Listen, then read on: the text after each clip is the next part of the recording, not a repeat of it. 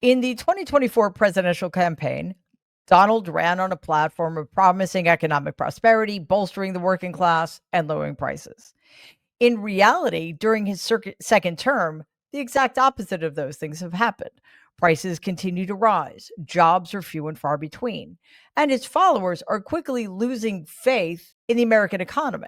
For example, the numbers coming out of the Bureau of Labor Statistics have been so bad over the last few months, giving the lie to Donald's promises that the economy was getting better, that he fired the chief simply because she was reporting accurate data. This month's figures, even without the accurate data, are just as bad. On Friday morning, the BLS reported that employment rose by only 22,000 in August. What that means is only 22,000 jobs were added this month. And that's after analysts had forecast that the economy would add 75,000 jobs, which, by the way, is still a terrible number.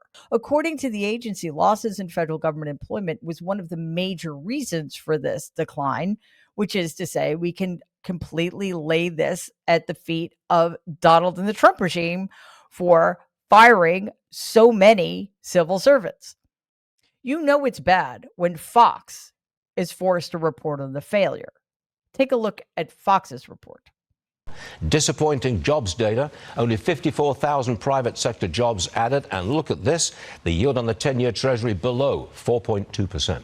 The 2-year down around 3.61%. Yields down. Polls show that Americans are rating Donald and the economy very negatively. Americans are starting to accept the fact that Donald's so-called American dream is a farce and that he is the last person in the country capable of achieving it. Alex Nitzberg of Fox wrote an article this week entitled "Faith in American Dream Dwindles Amid Sour Economic Sentiments." Poll finds. The piece reports on a recent Wall Street Journal NORC poll of adults in the United States, which revealed widespread negative economic sentiments. Just 31% of those polled said they think the American dream, that a person can get ahead by working hard, remains true. 31%, that sounds to me like exactly the number of people in the Republican base.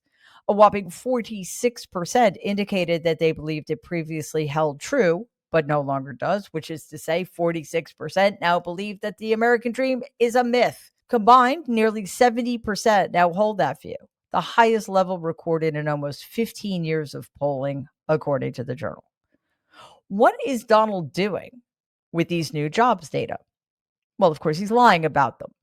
Check out what he had to say about the impending jobs report at last night's dinner with a bunch of tech dude bros. Thank you, Mr. President. Tomorrow we have a jobs report coming out, the first since the BLS commissioner who you fired won't be there. A lot of people will be turning to you to see if you believe the data that's released. Can you commit to saying the data will be credible? The number, I don't know, they come out tomorrow, but the real numbers that I'm talking about are going to be whatever it is, but will be in a year from now when these monstrous, huge, beautiful places, the palaces of genius, and when they start opening up, you're seeing, I think you'll see job numbers that are going to be absolutely incredible. Right now it's a lot of construction numbers, but you're going to see job numbers like our country has never seen before. Thank you very much. Yeah. Yes, like our country has never seen before. Like, what in God's name is a palace of geniuses? Certainly not that room. I'm pretty sure to his right was Mark Zuckerberg, and to his left, Melania. I'm guessing she just recently got a big bonus because that's her second public appearance in as many days. This, what we're dealing with right now, is a historically bad economy. Things have not been this bad since the Great Depression in some ways. While the Trump regime fails to create jobs, prices are continuing to rise, and they're rising at an increasing pace. One of Donald's promises was to slash energy prices, but under his disastrous leadership, energy prices are also rising rapidly. According to the Bureau of Labor Statistics, as of July, electricity prices had surged 5.5% over the prior 12 months. That's just over twice the pace of overall inflation. Residential electricity prices spiked by much more than the national average in Maine, 26%, New Jersey, 25%, Wyoming, 15%, and Utah, 15%, and Illinois, 14% as of June. And this is according to the U.S. Energy Information Administration.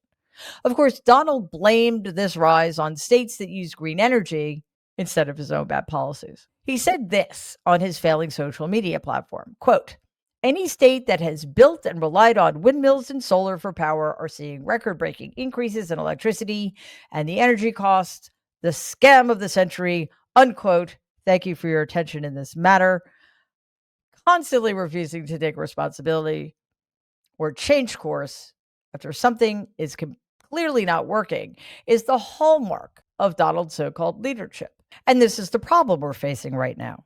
Donald can't take responsibility for his mistakes.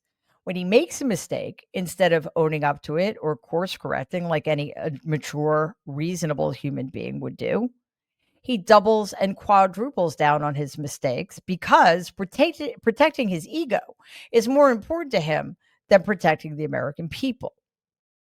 As Donald's term goes on, things are expected to get worse when it comes to the economy.